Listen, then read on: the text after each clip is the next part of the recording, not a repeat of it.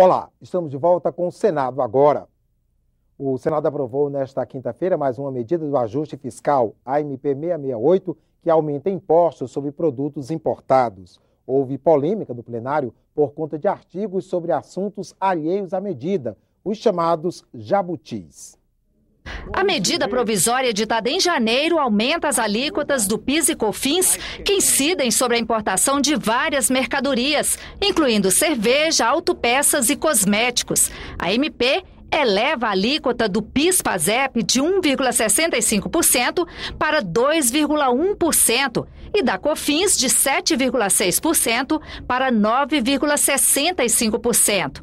A intenção é proteger a indústria nacional e evitar que produtos fabricados no país paguem mais impostos do que os importados. O texto foi aprovado, mas sob o protesto de parlamentares de vários partidos. Eles são contra a inclusão pela Câmara dos Deputados de assuntos alheios à matéria, os chamados jabutis. A MP foi editada com 4 artigos e saiu da Câmara com 27. Entre eles, a autorização para que Senado e Câmara façam parcerias público-privadas. Eu não posso aceitar essa história de jabuti, essa história de negociata, todo mundo fazendo negócio, procurando medida provisória, colocando assuntos estranhos à origem da medida provisória.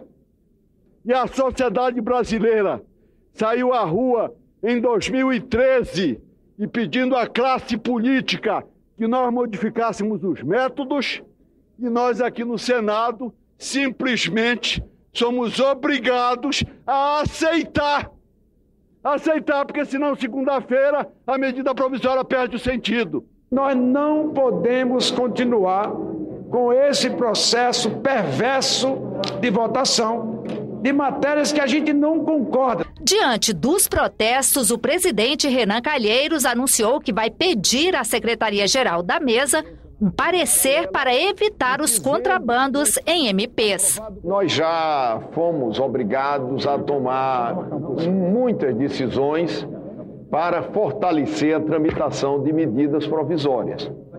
Nós já chegamos ao cúmulo de devolver medida provisória, de inadmitir medida provisória. Nós já estabelecemos um prazo de 7 dias mínimo para apreciarmos medidas provisórias. Devolvemos várias medidas provisórias que foram mandadas para essa casa depois do prazo de 7 dias.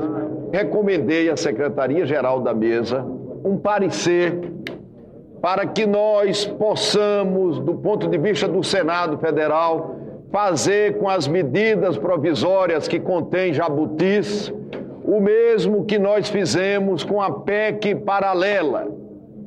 Nós promulgamos aquilo que era a convergência na PEC paralela e fizemos tramitar paralelamente o restante como uma nova PEC. O líder do governo, senador Delcídio do Amaral, também anunciou que poderá pedir que a presidente Dilma vete partes do texto. Nós vamos olhar muito bem esse texto e, dialogando com os senadores e senadoras, avaliar aquilo que é pertinente e aquilo que não for pertinente. Nos contrabandos, é importante registrar que a medida provisória ela é absolutamente quanto ao mérito, quanto à admissibilidade, não há nenhuma dúvida. Nós estamos falando aqui dos contrabandos.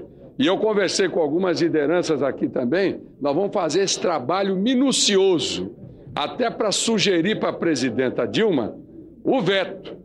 O plenário do Senado também aprovou o projeto de lei da Câmara que prevê regras para o parcelamento dos terrenos de marinha, que são os terrenos que ficam ao longo da costa marítima e também às margens de rios e lagoas e que sofrem a influência de marés. A proposta que vai à sanção também prevê multas, redução de taxas e perdão de dívidas relacionadas à ocupação desses terrenos.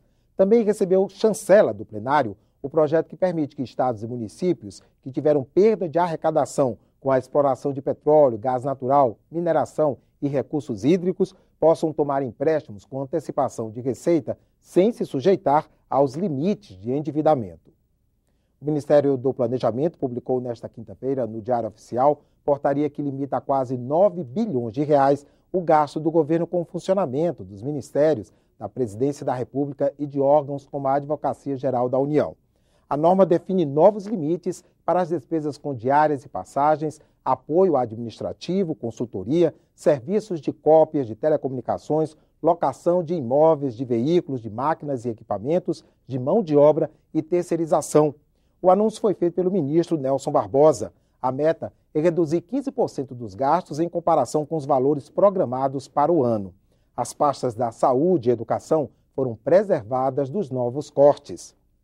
O ministro das Relações Exteriores, Mauro Vieira, explicou por que o Brasil se absteve na votação da ONU que condenou violações de direitos humanos na Síria e no Irã. Ele participou de audiência pública da Comissão de Relações Exteriores. O ministro Mauro Vieira afirmou que o Itamaraty está consciente da grave situação dos direitos humanos na Síria, onde mais de 220 mil civis foram mortos desde 2011 em conflitos internos. Segundo o chanceler, o documento aprovado pela ONU não enfatiza a necessidade de uma maior negociação entre as partes e também não reconhece as violações de direitos cometidas por todos os grupos armados. A postura de condenar principalmente apenas um lado não contribui absolutamente para a busca de uma solução política sustentável e duradoura para a crise. Não cabe à Comissão de Direitos Humanos ou qualquer outro órgão multilateral apoiar qualquer lado do conflito em detrimento de outros. Cabe sim à comunidade internacional e às Nações Unidas favorecer uma solução negociada. Sobre o Irã, o ministro explicou que o Brasil tentou negociar um texto mais equilibrado, mas que não foi possível. A resolução aprovada não reconhece os avanços nas negociações com o governo iraniano. Mauro Vieira destacou ainda que a maioria dos países votou contra ou se absteve na votação. O voto de abstenção é um voto de chamada de atenção. É um voto que sinaliza uma posição. Não estamos totalmente de acordo com o texto, mas também não nos opomos, não votamos contra. A postura do governo brasileiro foi criticada por várias entidades e personalidades ligadas a movimentos internacionais de defesa dos direitos humanos. Na Comissão de Relações Exteriores, o assunto dividiu os senadores. Eu acho que foi uma clara retrocesso na nossa política externa em relação a exigir em todas as partes do mundo, em todas as nações, sejam de direita, de esquerda, seja de qualquer tipo que seja, o respeito fundamental aos direitos humanos.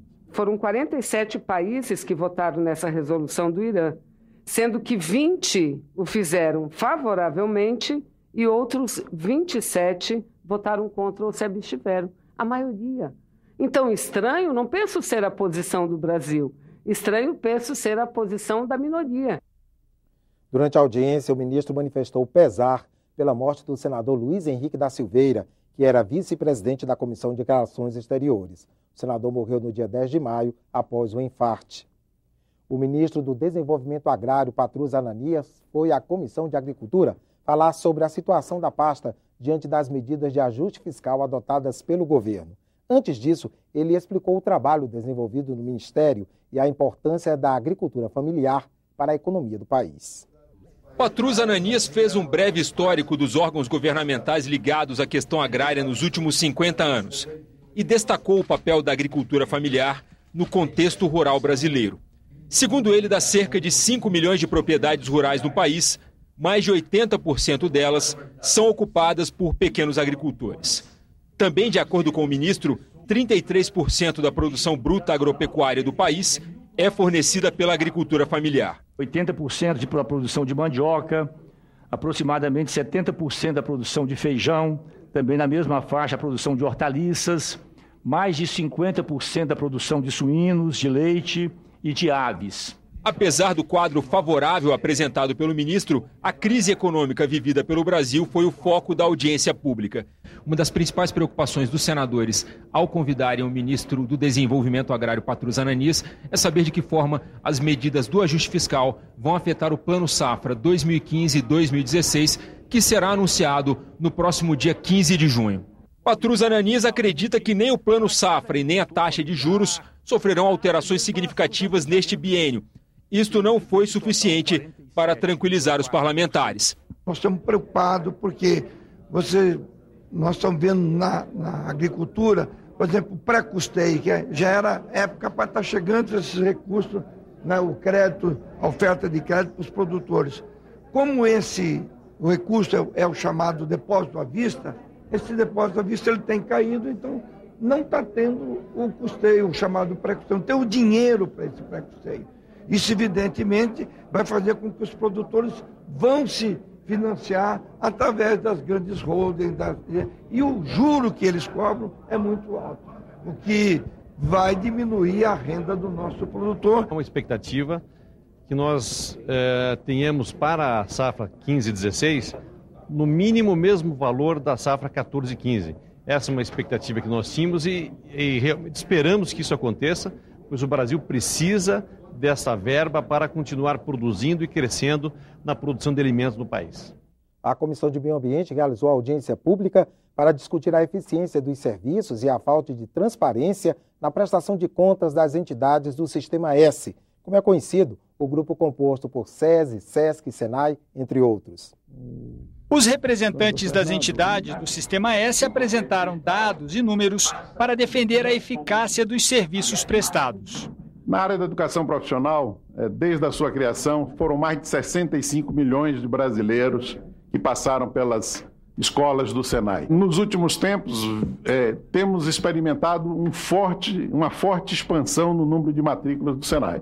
Nós praticamente dobramos o número de matrículas nos últimos anos. O SEBRAE está aplicando 85% da arrecadação que tem no país, dedicado e aplicado nesses pequenos negócios, na sua missão finalística. O SEST hoje presta atendimento, tanto o SEST, como o SENAT na realidade, prestam atendimentos gratuitos para todos os trabalhadores em transporte. O importante é que o SESC hoje faz, como eu disse, mais de 6 milhões de atendimento nessas áreas, que são os pilares básicos: assistência, cultura, educação, lazer e até saúde. E a educação aqui é diferente, não é educação profissional, é educação no sentido da educação formal. Os senadores admitiram a possibilidade de aprimoramento dos mecanismos de controle público da gestão do Sistema S, mas fizeram questão de reconhecer a qualidade dos serviços prestados. No caso de Pernambuco, até mesmo o desenvolvimento de algumas regiões que têm potenciais econômicos significativos, o SESC contribuiu. O caso de Triunfo, o hotel do SESC lá foi um fator determinante para o desenvolvimento do turismo numa região que é totalmente vocacionada para isso, em que pese a pequena infraestrutura. Sou testemunha da capacidade técnica das pessoas que fazem parte do sistema e sou testemunha da qualidade também dos gestores do sistema. Se tiver, como foi colocado por outros senadores aqui, alguma irregularidade, vamos punir dentro da lei. Mas o que a gente não pode é criminalizar uma instituição que vem prestando um serviço importantíssimo para o nosso país. Vossa Excelência sabe que o meu propósito é tão somente aprimorar e fazer as correções necessárias.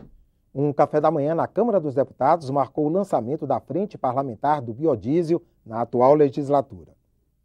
Uma das demandas já conquistadas pela frente é a obrigatoriedade da adição de 7% de biodiesel no óleo diesel vendido em todo o país, o chamado B7. Mas os parlamentares querem mais. Nós queremos o B8, queremos um B20 metropolitano, ou seja, os ônibus das regiões metropolitanas usando uma mistura já com 20% de biodiesel. Queremos, mais do que tudo isso, queremos previsibilidade. Queremos saber, no tempo, o incremento da mistura. Ninguém sobrevive na indústria sem previsibilidade. O biodiesel ele é bom na geração de emprego, na agregação de valor e principalmente na preservação ambiental, que é a grande marca do biocombustível. O senador Valdir Raupp, do PMDB de Rondônia, é o primeiro vice-presidente da frente. O senador Donizete Nogueira é o secretário-geral. O biodiesel está hoje onde está é porque as pessoas que encamparam essa ideia se apaixonaram por ela e vieram superando os obstáculos. A CPI, que investiga o alto índice de assassinatos de jovens no país, vai realizar visitas em 8 estados brasileiros. Os senadores querem examinar de perto a situação nas localidades onde ocorrem mais crimes. Serão visitados Pernambuco, Bahia, Rio Grande do Norte, Maranhão, Roraima, Goiás, São Paulo e Rio de Janeiro. Os parlamentares pretendem recolher ideias para apresentar alternativas de políticas públicas que reduzam o problema. Lúpus é uma doença autoimune mais frequente em mulheres do que em homens, provocada por um desequilíbrio do sistema imunológico. O diagnóstico é complexo, demora a ser feito, o que prejudica pacientes e muitas vezes inviabiliza o tratamento. O lúpus foi tema de audiência pública na Comissão de Educação. O doutor Roger Levi, reumatologista da Universidade do Estado do Rio de Janeiro, falou dos avanços nas pesquisas sobre a doença, mas ressaltou que o desconhecimento sobre o lúpus e a falta de acesso a medicamentos acabam fazendo com que os pacientes não tenham tratamento adequado. A gente tem que diagnosticar o quanto antes o lúpus, cuidados gerais, não é só remédio, a proteção, o uso do protetor solar, o conhecimento, a educação do paciente é fundamental, a participação do paciente no tratamento e reconhecer melhor o mecanismo da doença para poder tratar os pacientes de uma forma mais eficaz e com menos toxicidade. Carlos Eduardo Tenório tem lúpus e levou 19 anos para ser diagnosticado depois que os sintomas apareceram. Ele denunciou o abandono de pacientes por operadoras de planos de saúde no meio do tratamento, a ausência de medicamentos e ainda pediu que seja feita uma legislação específica federal para atender esses pacientes. Porque essa casa ou a Câmara não faz uma legislação nacional dando cobertura para todos os estados, seria muito mais econômico. Na audiência pública, o presidente da Comissão de Educação, senador Romário, apresentou um projeto de lei para beneficiar os pacientes com lúpus. A proposta permite o saque do fundo de garantia e da isenção de IPI sobre a compra de automóveis. O Senado agora volta a qualquer momento com outras notícias. Até a próxima.